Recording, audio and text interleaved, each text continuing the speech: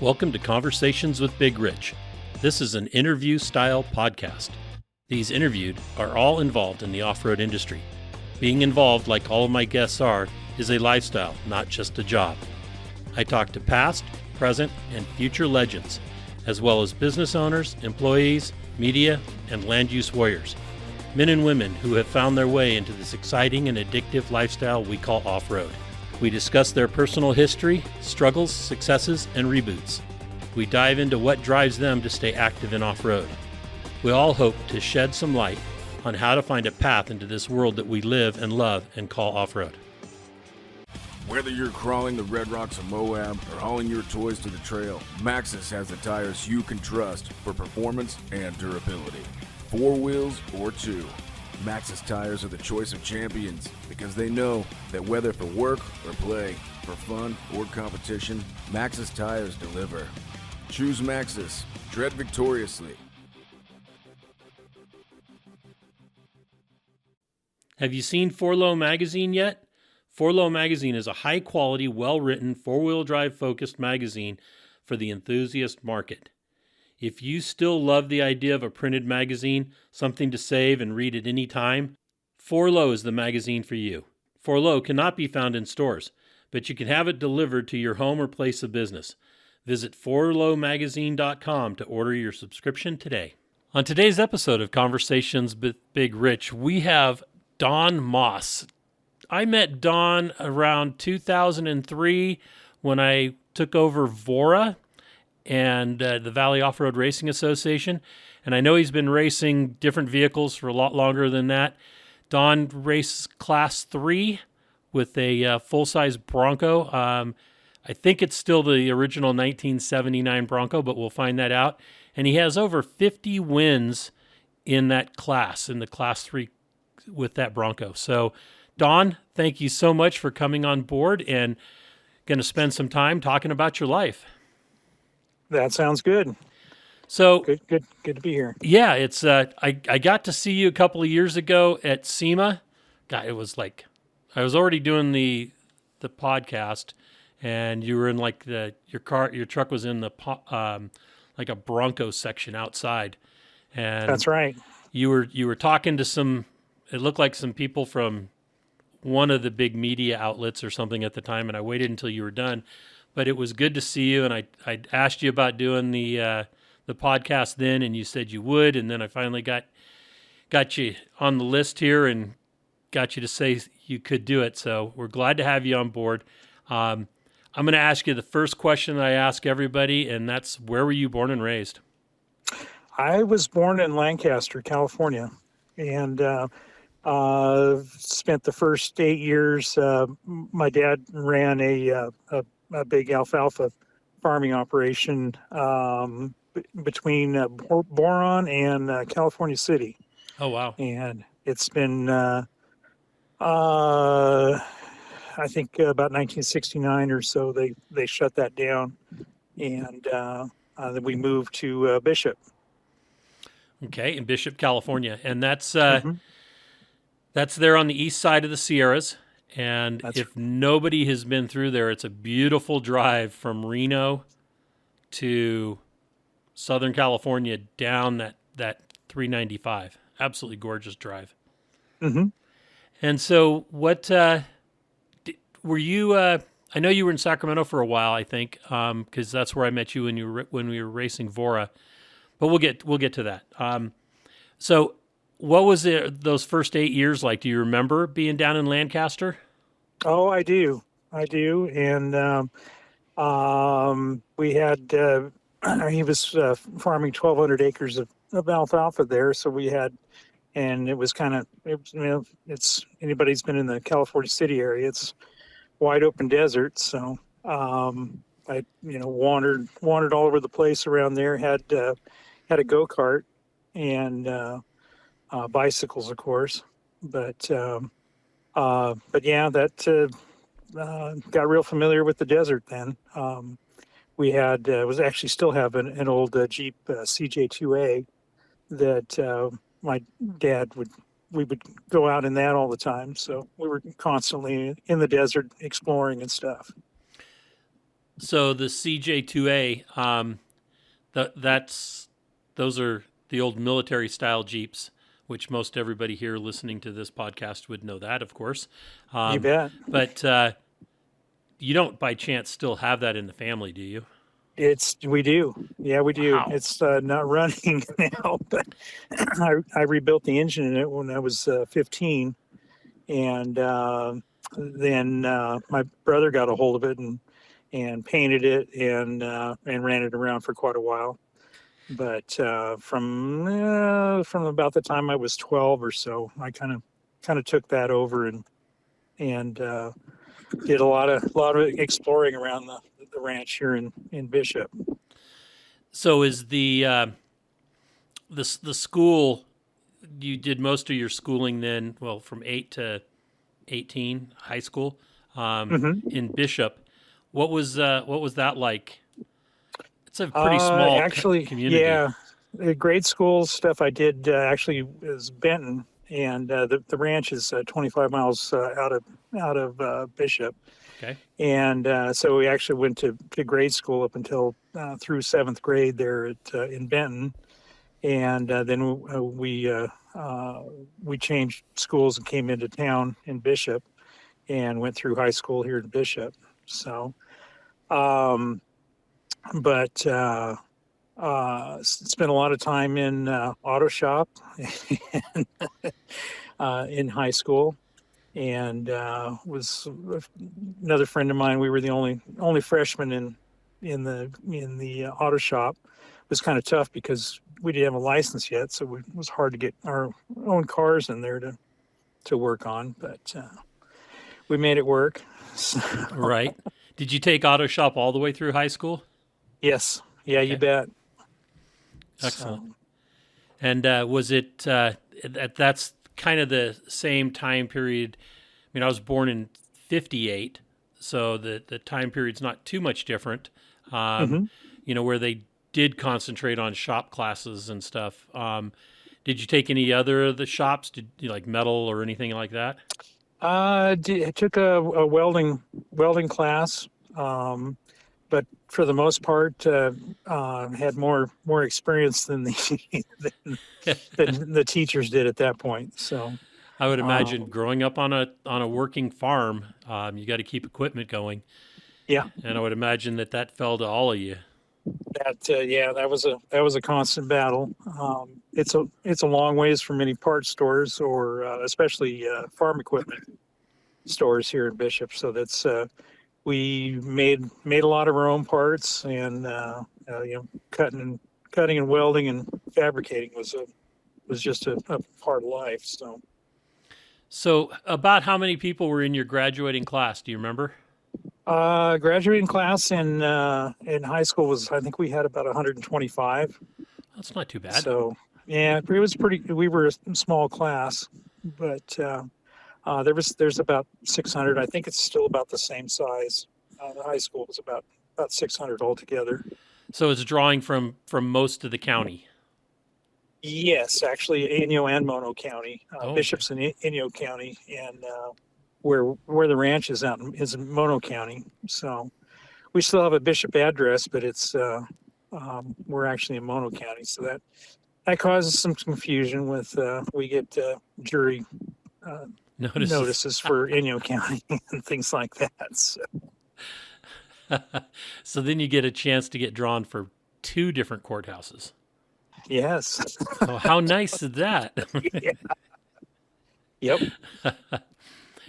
So then growing up out there, I would imagine it was a lot of work because of the farm and all the responsibilities come with that, but you had to find some recreational time. And what did you guys do when you weren't working?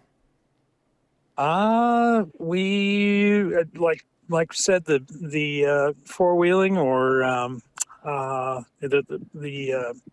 we used a lot of Honda Trail 90s or on the ranch for irrigating and things like that. So we always had those. So it was running around with those and Fishing and hunting? Some fishing, and we had fishing on the ranch and things like that. And I tended to go with the mechanical stuff more than the fishing and hunting.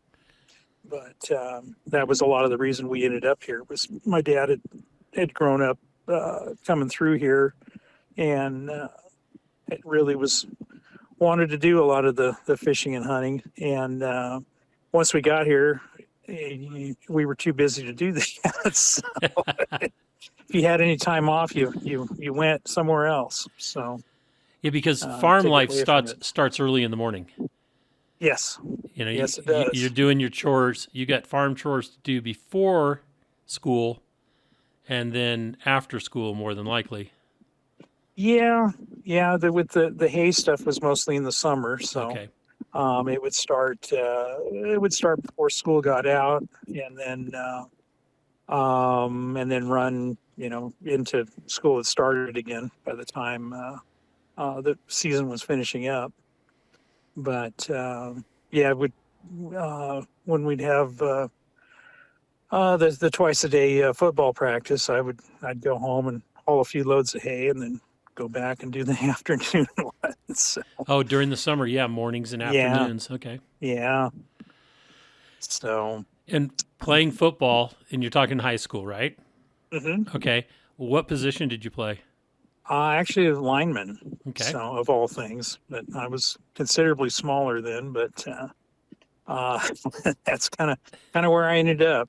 So, Nothing wrong with that. The trenches yeah. are an awesome spot. I mean, you hmm can't do anything on offense without linemen. Right. That's right. And any So, other sports did you play in high school? just did baseball one year, and it really didn't catch on, and with me, and so just pretty much stuck to just the football. Okay. So, And I would imagine the first car you got to drive was that CJ2A. yeah, I'd driven tractors and stuff before that, but that I probably spent the most time in And by what was far. the first car that you personally had? First car was a 1967 Mustang. Oh, really? Yep. And I bought that for well, actually, I wanted a Camaro. Couldn't find one. Turned six or was getting to be 16, and starting to look for a car, and couldn't find any Camaros. So I ended up with a Mustang, and kind of that started all of the Ford stuff. Makes So sense. So you went the right direction at least.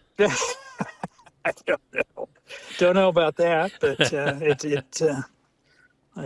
it started from there. So, You know, I but always looked at Camaros as being dime a dozen. yeah. They just seemed to be everywhere, and where the Mustang still had that mystique. hmm So So that yeah, completely went through. Well, it was bought it from the junkyard, so it came in on a wrecker, and with some extra fenders and parts and pieces, and took a little bit of work to get it going. But I was in college, I think, before I bought a car that I actually drove home.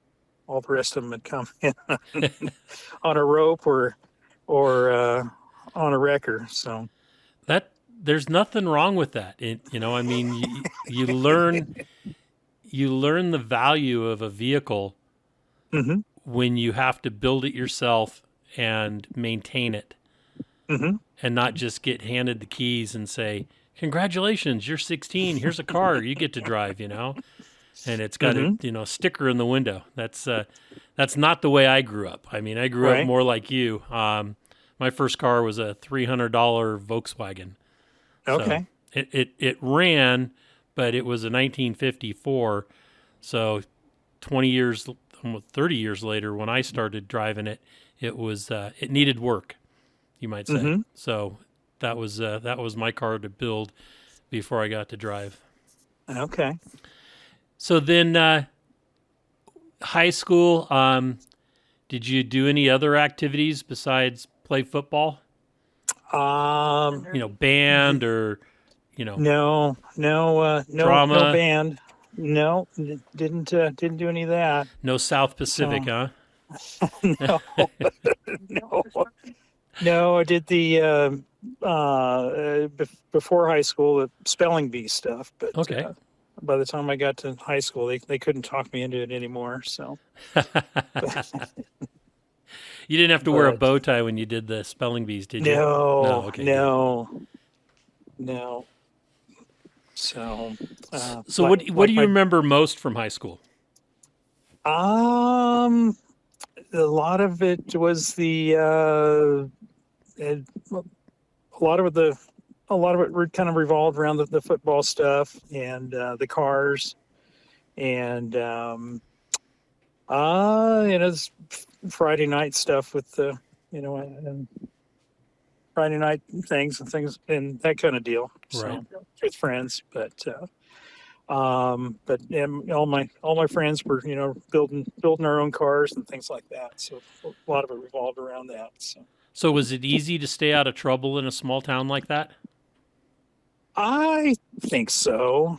It's like anywhere you do something dumb, you got to expect it, some kind of consequences. So I know um, that like when I was growing up, the local police seemed to be a lot. Things were easier than they are hmm nowadays. You got a lot more leeway. hmm I don't think kids nowadays have a lot of leeway, but then again, they don't show any respect as well. So hmm that could be a lot of it. hmm And you started a family at what age? we were mid 20s or so. Okay. So we got married 21, 21, 22 years old. So And was that a high school thing to start off no, with? No. no, we met at Cal Poly, and I'd been going to school a couple of years by then, and actually started at Cal Poly Pomona, and after 5 quarters, I was able to get in to San Luis Obispo, and actually met my wife the first week I was there in San Luis Obispo. So, Okay. Excellent. yeah. Did she did So, did she know at that time she was going to be drug off to the Eastern no, Sierras?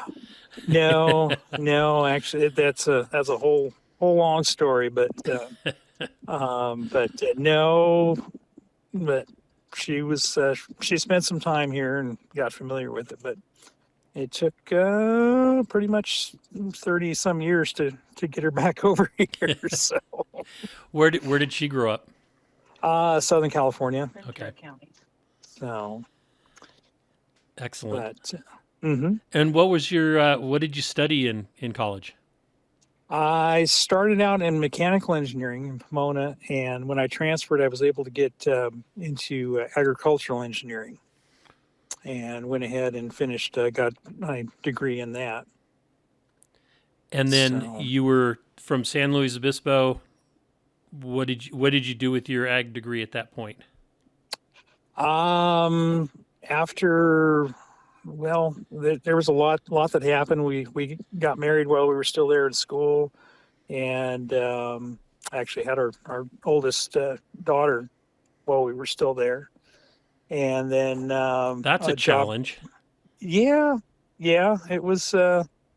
Um, Being young students, had a lot going on. So, right? and at that time, we were, for the most part, we were putting ourselves through school as well. We were both working and paying the bills and paying the rent. So yeah, we were busy with that. So the job opportunity came up in Sacramento in 1988, and we took that and moved up there. And it was actually working for basically the same company that I started with back then, and doing hydroelectric power plants. Okay. And at that time, they were building a lot of new projects, and so I was constantly on the road with construction stuff when we first got up there in 1988. So, and then when we went up there, we thought, well, we'll be there for 2 years, and then we'll find something else to do. 2 So years it's been stretched into about how many? like 30 some years. Like 30 So, some years. yeah. So, but my wife got busy with basically a teaching career there, and got into that, and and several kids later, and everybody's busy with that. So you kind of Get sidetracked on your plans, or not yeah. sidetracked, it's just things change. Hmm. And how many kids do you have? I've got 4 kids. 4 kids. Uh-huh. Split 2 and 2, or? Yep. 2 girls and 2 boys. Nice. Perfect. Hmm. And are they into agriculture? They are. My oldest daughter's actually here in the Bishop area, and she has 3 girls of her own, and she's gone through a variety of things, but she's been helping me with the farming stuff. And second daughter is involved with. She was teaching. She's a teacher as well, and did high school ag for several years over in the Central Valley, and is up in Carson City now. And the boys, they were the younger 2, and one was in the Marines for 5 years, and ended up in South Dakota. And the youngest one is still in Sacramento. So South Dakota is that no, it's North Dakota where all the oil fields.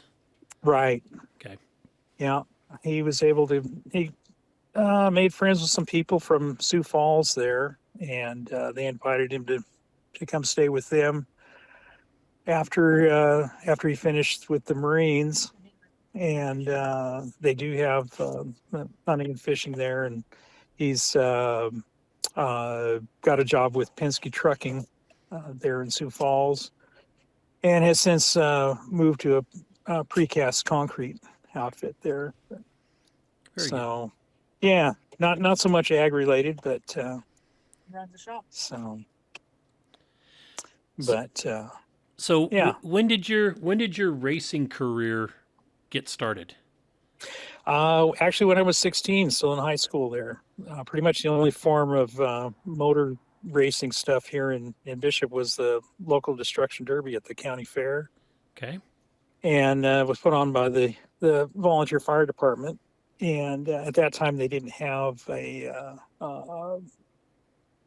age restrictions, so I was able to start when I was 16, and I was sophomore in high school, and built my own car, 1959 Rambler station wagon.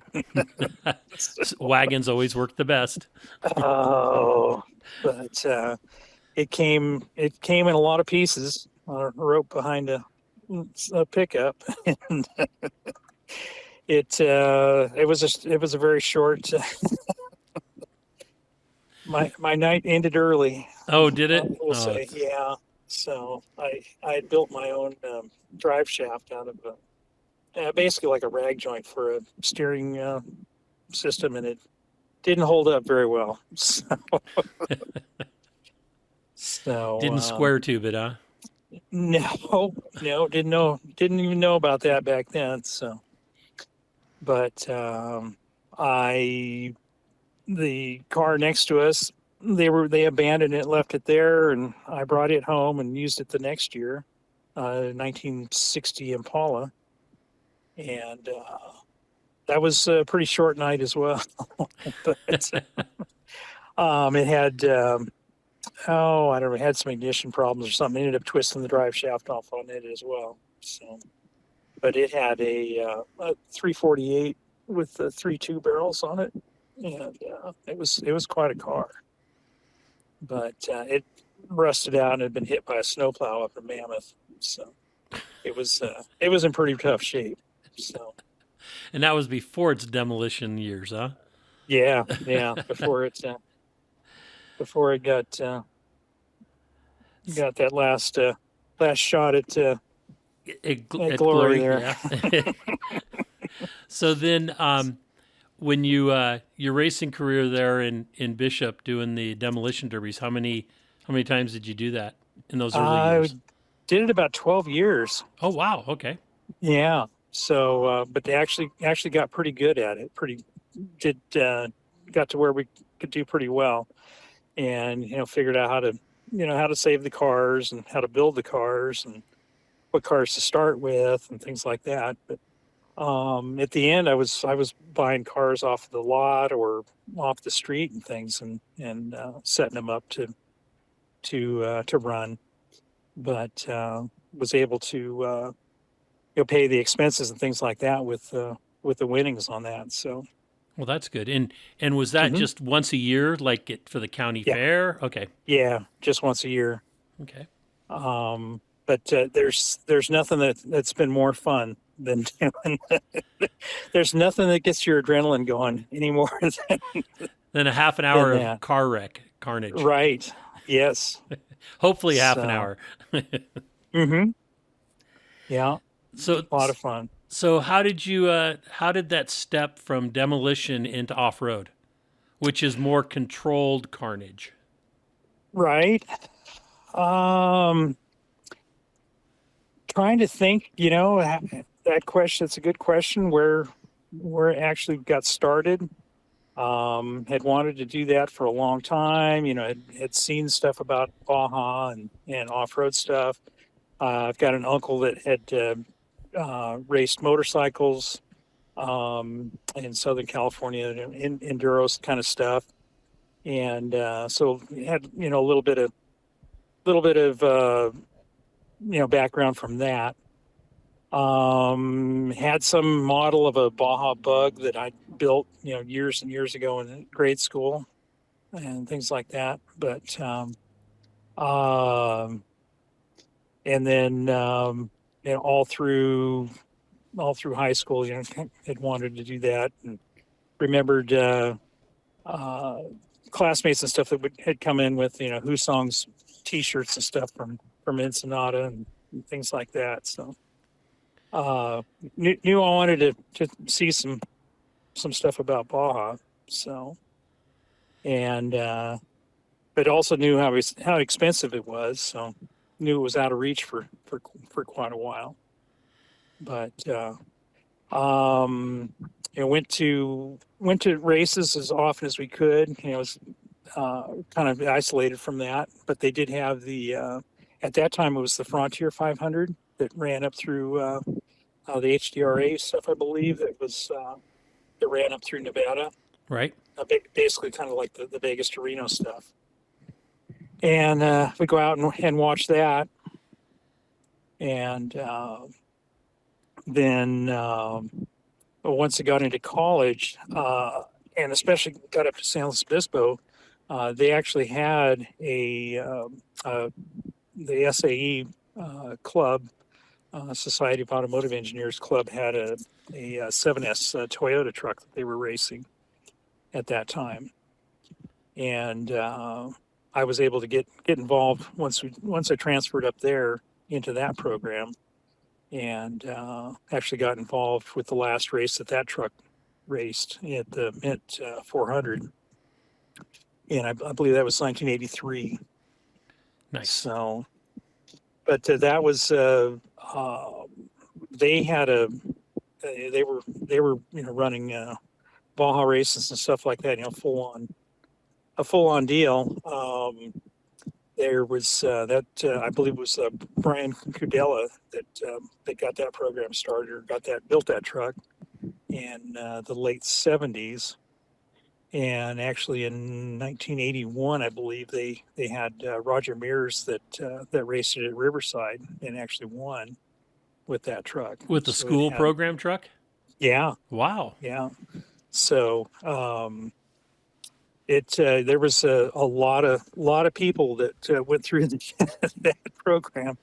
Rick Sturkow went on to fly space shuttles. He's still with he's test pilot with Virgin Galactic now, but he was there and with that program as well. A whole bunch of people went on to work with Cal Wells at PPI, Right. engineering jobs and things like that. So, um, but so that was quite an experience. The last race, I learned how to not do a lot of things. So, Did you get seat time? no, Okay. no. We after the race, the drivers took us around, took the crew around a little bit, and it was pretty impressive for what kind of wheel travel that had. But they had the I believe Fox shocks and stuff on it at that time, and how well it did with that with the limited amount of wheel travel. Yeah, I would imagine it probably wasn't more than 14 inches of wheel travel. Oh no, we're talking 6 or 7 inches. 6 or 7. Oh, so it was a 7S. Yes. Okay. Yep. 7 stock. Uh-huh. So, but we ended up driving all night to get out there to the race. Everybody's just dead tired. They had never fired the engine before they got out to the course. And Really? it had a brand new engine. So things like that. Was it just we're going to save it and we're just going to do it, wait until we're there, or was it like last minute, still It was wrenching on it? Just last minute stuff. Okay. Typical racing And stuff. yeah, and then we probably had 30 people that went out there, and I learned that each time you add a person, you had about 30 minutes to your departure time.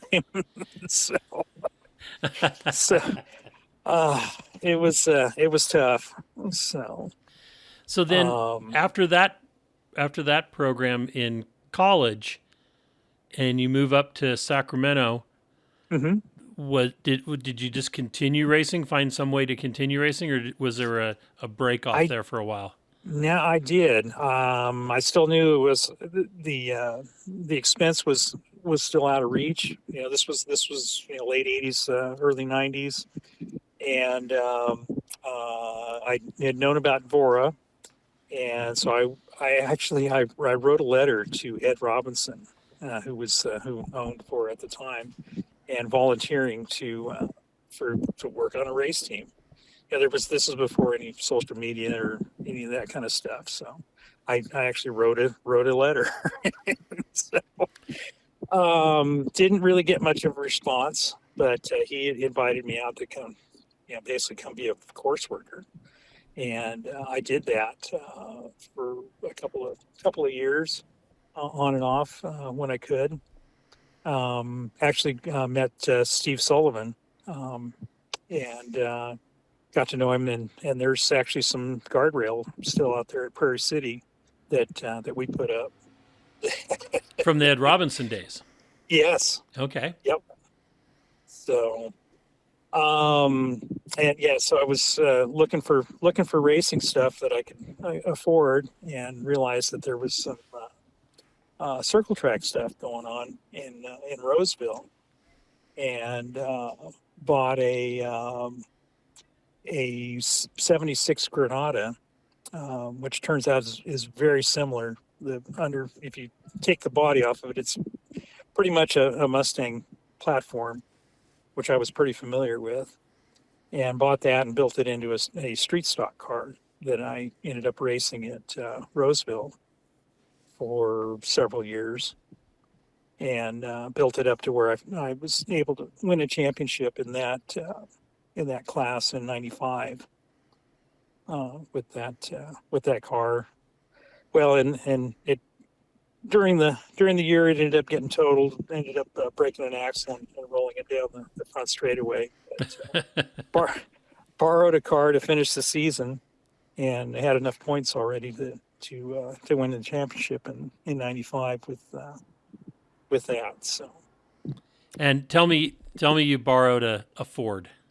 I did. Okay, Yeah, good. there was another racer that had a Torino that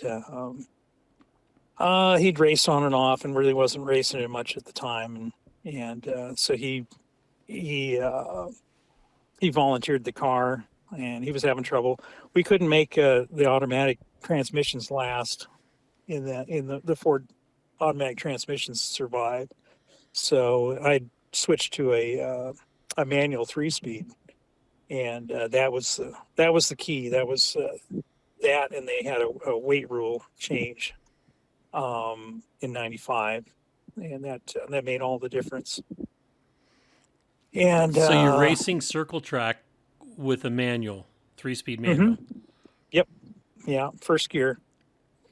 So we ended up putting that transmission into the Torino, and after a couple of nights of blowing up automatic transmissions, so I got really good at changing transmissions. With the floor jack and jack stands. So, And you'd only run in first gear? yeah, Okay. yeah. So that was you end up with somewhere around a 6.5 to 7.0 gear ratio. Okay. If you're using the right rear end. But So you're running somewhere in the 3s in the rear end, or? Yep. Okay. Yep. So yeah, we ended up putting the manual transmission in the Torino, and actually got to finish some races then. But, as I was going to say, if you were shifting out there, you're using the clutch, unless you're trying to speed shift, and then you've got, you got the car sideways for half the lap. mm-hmm. It would become, shifting gears would become very, just throwing an extra, wishing you had an extra arm and a leg, I would imagine. Right. Yeah. No, it wasn't necessary at that time it was a quarter-mile oval track, and yeah, there's no need for shifting. So, and with Wind her out on the straightaways. With that combination, it would run up to about 6,500 RPM at the end of the straightaway. So, but yeah, for the clutch, we ended up just using a e-brake, emergency brake pedal, and the cable and hook it up to the clutch fork. So you get it in gear. Once you get it rolling, you never touch it again. So right, worked fine. That's ingenuity. Mm-hmm. I wouldn't have thought of that. At least not. Yeah. I hadn't thought of that. Uh-huh. Maybe if the scenario, I came across it and having to do something, that would have been an option. Uh-huh. But no, I hadn't thought about that. Plus, most of the vehicles I had e-brakes, had a handle. Mm-hmm. Not the pedal. So. So, after that season, kind of things kind of took some time off, and ended up buying a modified. At that time, they were the IMCA modified cars. Okay. And bought one of those, and it was the car was built for a guy that was about 5'3", and I just could not ever get comfortable in that thing. And never. I've actually still got the car, but could never win anything with that car. It was just too cramped up. And how tall are you? I'm only 5'10". Okay. So, but it was. I mean, these guys were small. So it makes a difference. Yes, it does. In that class, you've really got to be able to finesse the throttle. They've got quite a bit of horsepower, no weight, and a skinny tire. So you've really got to be able to be on the throttle. And if you're cramped up, you just can't do it. So how long did you just race the modified the 1 year? Just a couple of years. Okay. 97, 98, somewhere around in there. But meanwhile, my brother had gotten involved with some other. He'd gone to Cal Poly, and he'd gotten involved with some guys that put together a quad or ATV, and had taken it to Mexico to race that. And so I got involved as a crew member with those guys throughout the 90s. They started out with the quad and eventually went to motorcycles, and they would do their own pits and stuff, and they could only get what was it, 65 miles, I believe it was, on fuel with the quad, so they had to have pits every 65 miles. So a lot of leapfrogging. Yeah, well, actually, yeah, you were the ones that we did. We were out there. We went out there, did that pit, and then went home. So, Oh, wow. and we would do the remote ones like south of Bay of LA, or things like that, way out there in the sticks. But so they got involved with those guys, and all everything ties back to Cal Poly, and did that with was doing that with those guys when they would do races, mainly the Baja 1000, and got to know those guys, and all pretty good people, and got a lot of experience. Everybody got a lot of experience with Baja and the racing stuff. I think Baja has a lot to do with experience. Hmm.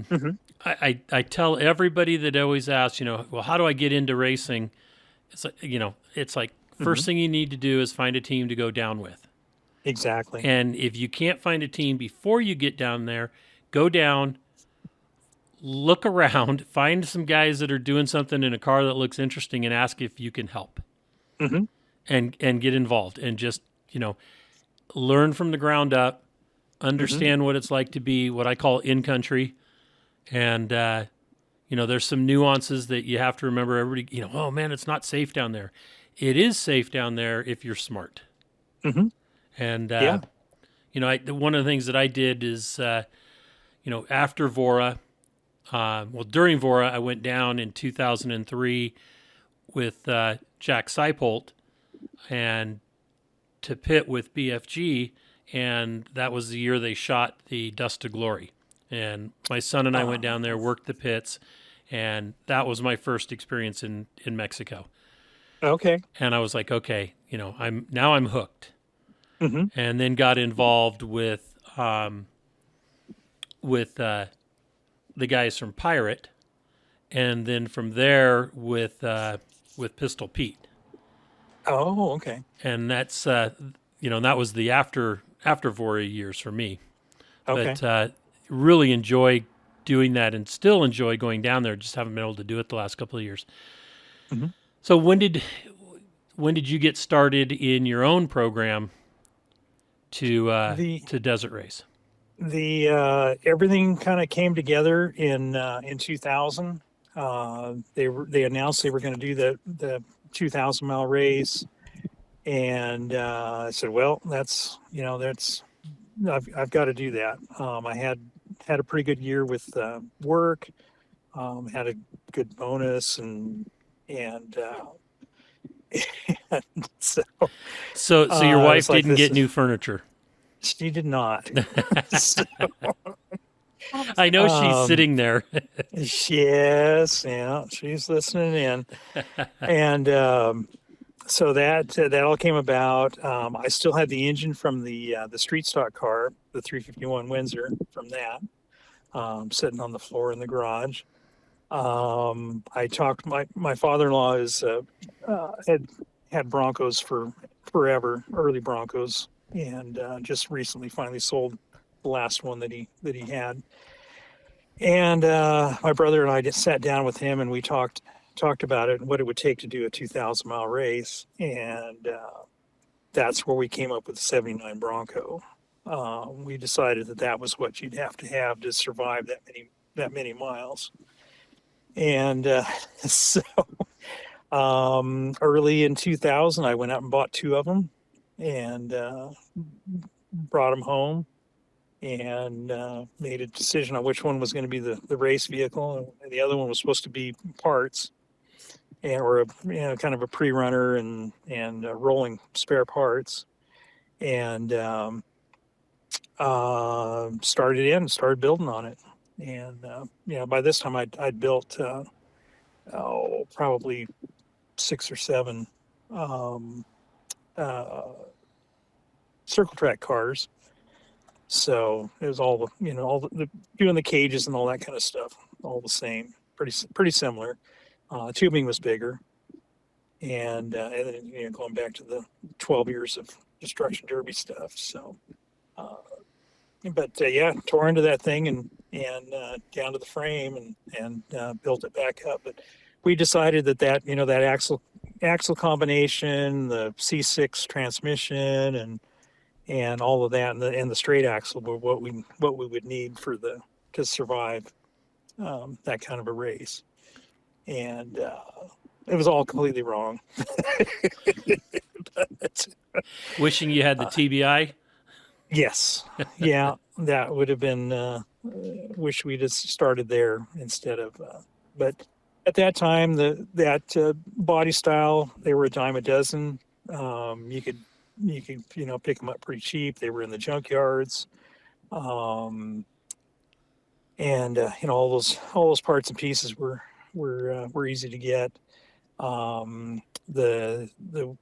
Windsor didn't come in that model year, but we converted it over, and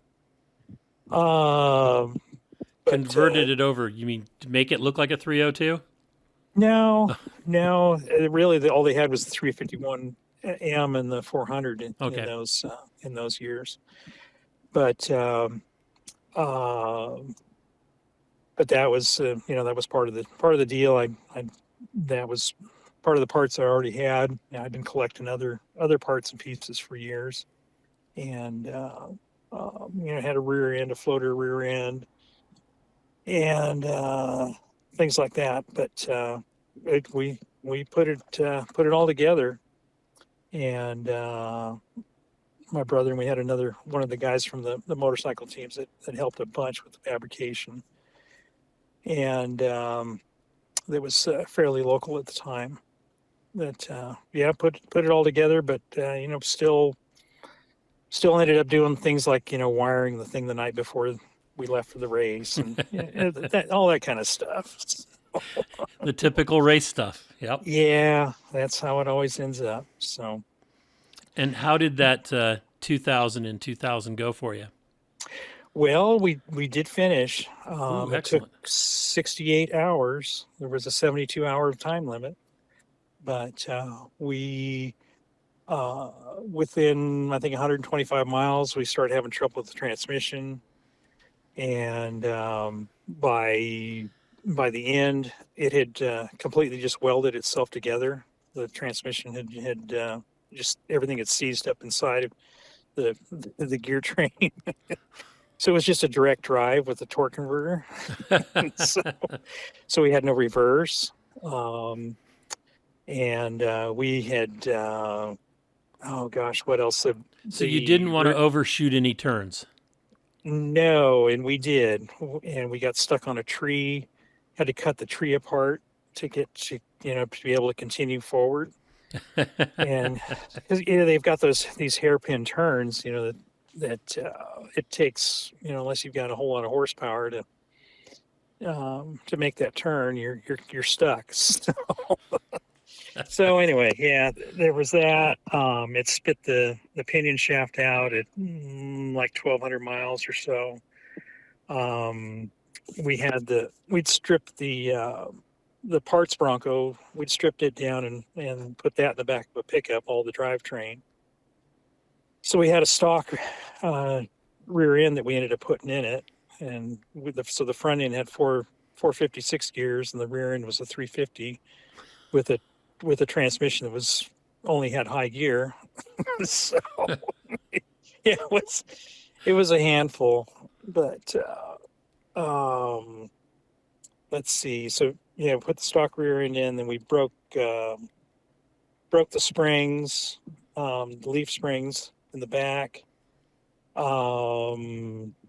We had BFG weld up some boxes to box the broken parts back together and hold it together. I think I don't remember if we lost the brakes on that. Yes, we did. We had no rear brakes. We put that other rear end in and said, we'll be fine with just the front brakes. And I drove it a section, and my brother drove it a section, and we stopped to fix the rear brakes. You'd come down a hill, and the front end would skid, and so you'd skid all the way to the last second, and you'd let off the brakes, and it would dart off to the side. Because, it doesn't steer when those front wheels are skidding. So Right. it was so scary. So, But those are the memories. If every race ran smooth, they would all run together. You wouldn't, you wouldn't have the stories. yeah, that's right.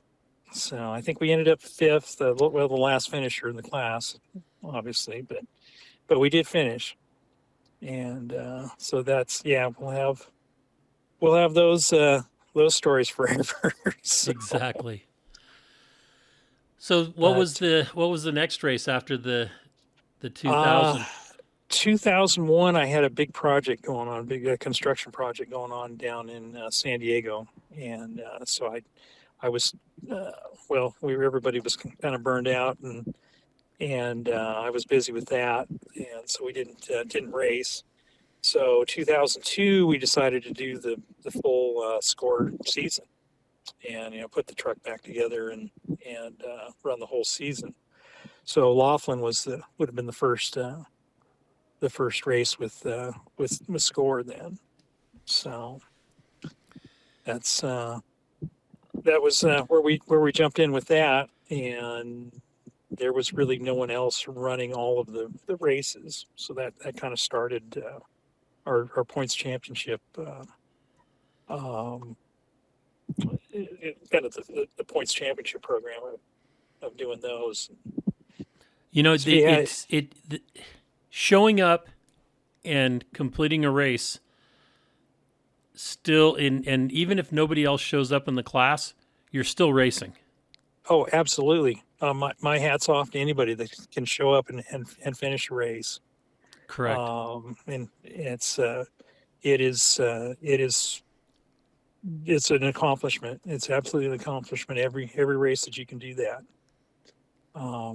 We've actually got 5 of the at that time they were the Toyota what was it, True Grit or whatever awards for finishing all the miles Right. of all the races in a season, and we have 5 of those. That's probably one of the things I'm proudest of the team, being able to do that. Finish all those races those years. Very good. That is an accomplishment. Mm-hmm. So when did you come out and race Vora for the first time? If you, I think like you said, it was 2003 or 4, somewhere around in there. And because I bought Vora from Robinson at the end of 2002, he came up to me. I was putting on a rock crawl at Donner Ski Ranch, and he came out and he said, "Hey, I really want to talk to you about, taking over this desert racing organization." And I said, "I don't know anything about desert racing." And he goes, "I'll teach you. I just need somebody that can put on an event." And I said, "Well, I can do that." So we went to Prairie City for, I want to say at least the last race. I think it may have been the last 2 races. And then after I think it was the last 2 races. And then after that first one, I said, "Okay, I'll do this." Just because it was such a great family. I enjoyed, and Robinson the whole time was saying, "Well, if you don't take it over, it's just going to go away, and nobody's going to have any place to race." Not knowing that Kadanaway actually wanted it. Ah, But he didn't okay. want to buy it from Robinson. Of course, Robinson didn't want to just, give it away. Right. So then that's how I got involved. Okay. So, Okay. so yeah, it was right Well, that around that was. time. Okay, cool. Oh, I really enjoyed Ed Robinson. I felt like he took good care of me for the when I was able to come out and do that. He would recognize me and make sure I had a T-shirt and things like that. So the little stuff like that. It always impresses me. So. But so yeah, I think that was about it. I remember my youngest son was we were still carrying him around. So, but it was kind of just a once or twice type of deal. That Bronco is so out of its element on that short course stuff. Absolutely. Um, we really never got it out of first gear for that. But it was so much fun, and then having the family there and stuff. Um, and I still vividly remember in the tech, Little Rich saying, "Well, you had some crazy rule about you had to have a rubber thing on the front bumper." Oh God, yes. So What a so we nightmare that was. That was in so the rule book. I know, and so we zip tied some roll bar padding onto the front of the thing. And he's going, I don't know if that's qualifies. So okay, here's we're never going to be able to catch anybody to hit anybody. So this is going to be fine, I promise you. And I was completely right. But however, with the four-wheel drive, we could get the jump on everybody and whatever. I don't remember even what class we were running with, but we had all of the like class nines or something all scattered around us, and in the land rush start, Right. and so we could kill everybody on the start, and they would just scatter. That thing would bellow, and they would just scatter in They all didn't want to be directions. You anywhere just near get it. away, yeah. And then they realized they could just drive by us. They would take a half a lap, and we just have to drive by him because we're sliding around and couldn't get around the corners and stuff. But um, Because you were probably but all spooled, right? oh yeah, Yeah. yeah. And there was I can't remember his name. There was a guy with he had that Class 8 Ford pickup, and same thing. We could kill him on the start, and then when it was wet, and then he would catch us on the later on, and he ended up rolling the truck. He just caught us, and he ended up rolling the truck, and but it was yeah, lot of fun. Laughlin was kind of the same way, kind of a short course format, but um, and able to take the family and stuff out there for that was always pretty good, and the weather was usually pretty decent that time of year. So, So you raced a but lot of score. Did you race best in the desert? a little bit Vegas to Reno. We did Vegas to Reno a couple of times, and same thing. We didn't have really a class to run in, and we'd end up running with the sportsman class, and your some high end buggy, just runs away with it Right. in the so there was really no it it's not much fun when you don't have any competition, and you got to try to find somebody to race with somehow. Running by yourself's really not that much fun. So but we did it because it was a challenge, and it's so close for us. We're at only a couple hours from the finish line to get back to Bishop, or even back to Sacramento. So So it makes total um, sense. yeah, but the first year we ended up I smacked a rock with the front end somewhere between Tonopah and Mina, and broke the front axle, and we ended up with a DNF that year, and we should have put the spare axle under it and finished the race, but um, so that was kind of depressing. Right. So we came back the next year and at least finished it. So, Very good. but so yeah, did a couple of those. I did some other ones with Fora and Hawthorne and I liked the Foul. Hawthorne course. Yeah, yep. And that gosh, I wish I could remember his name. The guy with the Class 8 truck. We had I think we finished second in the class. Yeah, I think we were running Class 8, and we finished. And I saw the car wash was like $1 or something there. And so I put the truck on the trailer and washed it, and we're back at the hotel. And the other guy he had some trouble, and he came back, and we'd already finished, washed the truck, and back at the hotel. He was oh, made him feel bad. So, That happens. mhm. But that's the Fallon races. That's where the Bronco kind of that met its demise here a couple of years ago, and ended up rolling it on the last lap. It was about 12 miles to go, Oh, and we haven't gotten it put back together all the way yet. So, but there was some enormous rocks that got into the course. I don't know what happened. If somebody drove over them and pushed them in there, or but we were running with only three brakes on the truck. One of them we lost a caliper or something on the front, and came around the corner probably about 60 or so, and it it's like, uh-oh. and here's a boulder. Yeah. So instead of driving over them, and cleaning out all of the axles, we rolled over the boulders. So because it pitched sideways as soon as I got on the brakes, and went over. So, but messed it up pretty bad.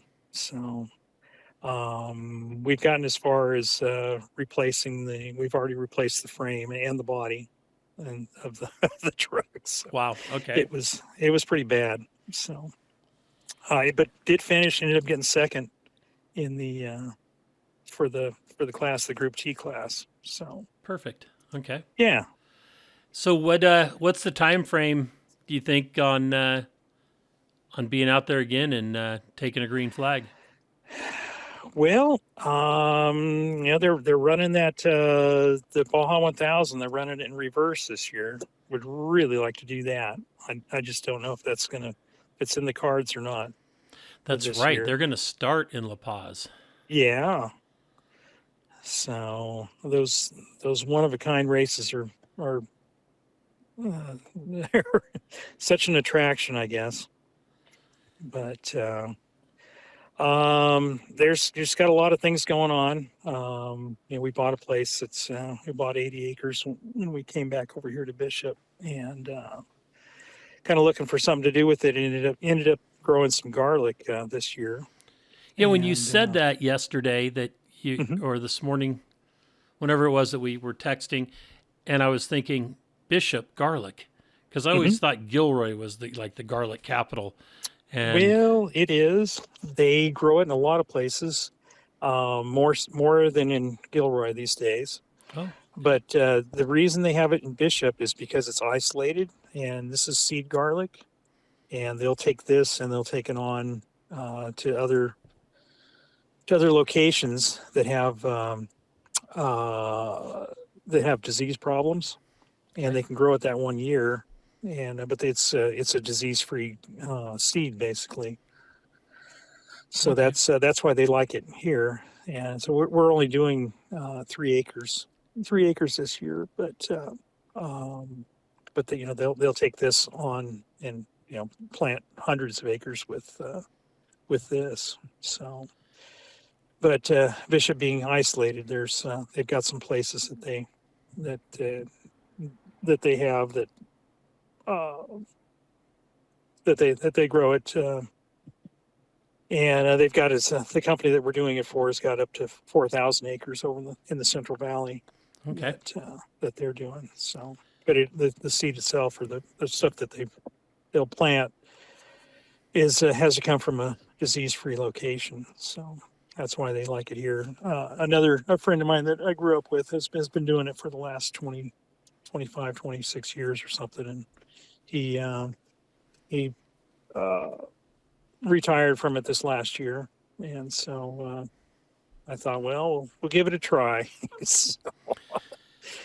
So how long ago did you get back into Bishop? We bought the place, it'll be, I think 2 years ago, 2 years in October. Okay.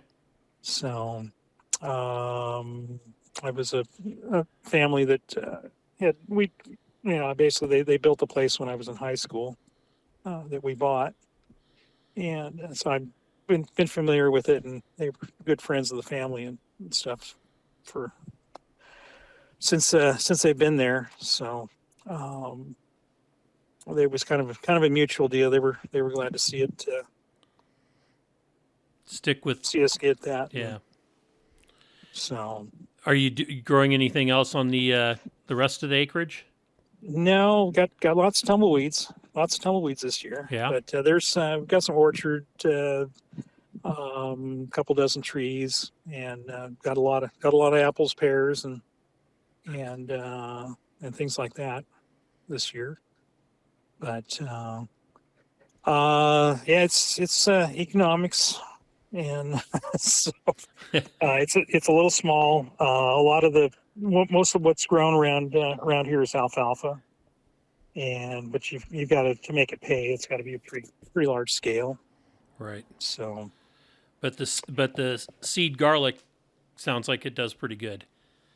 Yes. For just 3 acres. Cool. Mm-hmm. Yeah. You typically you'll plant it in October and then harvest it in July. So we got it in late, so we're harvesting late this year. So the winter was a little rough. To put it mildly, yes. My wife got snowed in. We've got our driveway's been flooded out numerous times, all since January. Now we're dealing with the silt that washed in. We've had the trash truck get stuck, UPS trucks and FedEx trucks and everything else. So it's been it's been quite a year for the weather. Yeah, I think I drove through. Oh, I want to say it was April or May. I think it was May, maybe the end of May, and we were on our way down to Ridgecrest for an off-road thing, and I couldn't believe coming through all the small areas there how much water there was everywhere. Mm-hmm. You know, it in not just Bishop but Bridgeport, everywhere. I mean, it was just it just seemed like there was just that whole valley was just wet. Yes. Yeah, it was quite a deal. We were fortunate that it was a pretty mild spring. If it had been warmer, if it had started out hot, we'd have been in trouble. The runoff we'd have been underwater, really underwater. So. Wow. Well, I'm glad that didn't happen. Mm-hmm. Yeah. So they were spread a lot of water all over the place. But yeah, Bridgeport was there was a lot of water there, and I'm still kind of commuting back and forth to the Sacramento area. I'm still doing the other work that I do. So I see that piece of road pretty regularly. So it's a gorgeous drive. Mm-hmm. It's probably one of the prettiest drives of anywhere that we travel, and I travel all over the United States doing events, and it is absolutely in a gorgeous area. Mm-hmm. Yep. Yeah, I got it. In fact, we're going to be heading down around the 20th to 20th. Yeah, a little bit, maybe a little later after that, down to Mammoth to check out the ski resort for an event that we're helping with.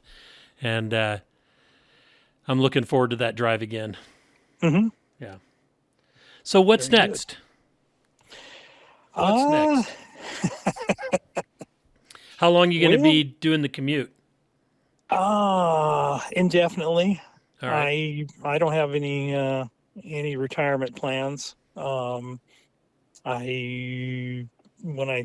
If I sit down, I go to sleep. So it's It's better to keep moving. You bet. Yeah. I just figure maybe one of these times I won't wake up. I don't know. My wife did retire from her school teaching. She's been out a year now, so she's done her retirement. So, but I would like to get the place set up to where I can do some decent fabrication and build some new stuff. You have a lot of projects that are still sitting around. Still got that CJ2A. There you go. Get it going again, type of thing. So, but how stock is that CJ2A? It has a military transmission. I think that's the only change that was made. We couldn't get a civilian. There was surprisingly quite a few differences between the military version and the CJ2A was supposed to be the civilian one that was set up to they had a PTO and you could run farm implements and stuff like that. They were going to try to make it a multi-use agriculture and transportation type thing. Right. And really it was too light for that. And in fact, that's when my dad rescued it from the farming operation. They were using it to haul irrigation pipe, and he was putting a clutch in it once a month. And so he finally said, that's enough of that, and move that to a tractor or something. But yeah, it's pretty stock. It's still got the like I said, the flathead 4-cylinder in it, and it's still we can put a battery in it and get it started today, basically. That's awesome. There's a lot of retro type 4-wheel drive runs going on nowadays. I've seen that with the vintage Jeeps. Mm-hmm. And some of them are pretty staunch on what the rules are, with tires and rims and everything. Okay. And some of them are a little more, relaxed rules and stuff. But, where guys are, dressing up into period clothing and using, they're only doing the photos out there in black and white. And, oh my gosh. Okay. they're really into the whole retro thing. And I find it very intriguing. It's kind of, I don't know, maybe as I get older, there's more nostalgia. Okay. It's yeah. I don't know. It's maybe I'm showing my age, but I'm looking to someday pick up a flatty and do the same thing. Okay. Or Willis, pick up like an old panel wagon or something like that. Okay. So that's what I'd like to do somewhere down the road. Well, cool. Well, Don, I want to say thank you so much for spending some time and agreeing to come on and talk to me and be part of the podcast. I've loved the history, and I can't wait to get this on the air and see what all those old friends at Vora and and around the world have to say. Okay. Very good. So, all right, you take care, and you guys enjoy your evening. Okay. Well, thanks again. Okay. Bye-bye now. Bye. Well, that's another episode of Conversations with Big Rich. I'd like to thank you all for listening. If you could do us a favor and leave us a review on any podcast service that you happen to be listening on, or send us an email or a text message or a Facebook message, and let me know any ideas that you have, or if there's anybody that you have that you would think would be a great guest, please forward the contact information to me so that we can try to get them on. And always remember, live life to the fullest. Enjoying life is a must. Follow your dreams and live life with all the gusto you can. Thank you.